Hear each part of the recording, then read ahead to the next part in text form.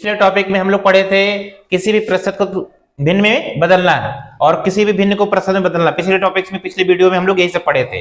हम लोग प्रतिशत वाले टॉपिक में पढ़ रहे हैं। प्रतिशत हमारा हम जानते हैं प्रतिशत का अर्थ होता है 100 में से 1। आज हम लोग का प्रतिशत में दूसरा टॉपिक है प्रतिशत को दशमलव में बदलना। कोई भी प्रतिशत होगा उसको दशमलव संख्या में हम कैसे बदलेंगे। Changing of percentage into decimal numbers. किसी भी प्रतिशत को दशमलव संख्या में बदलने के लिए हम जानते हैं जो प्रतिशत होता है वो प्रतिशत हमारा 100 में से कितना होता है वही प्रतिशत के रूप में व्यक्त होता है।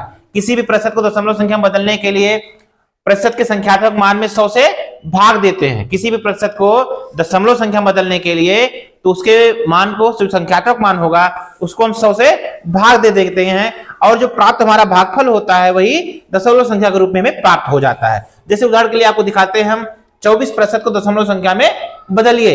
अब यहाँ देखिए 24% है, इसको अगर हम भिन्न में बदलना चाहें तो 24 गुणे 1/100 लिखेंगे 24/100।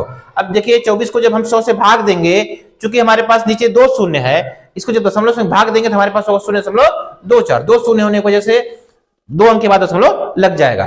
फिर ऐसे ही हमारे पास दूसरा एग्जाम्पल लिया हमने 56%। 56% को 100 से अगर भाग दिया जाए इसको दशमलव बदलना है तो ये हो गया 56/100 0.56।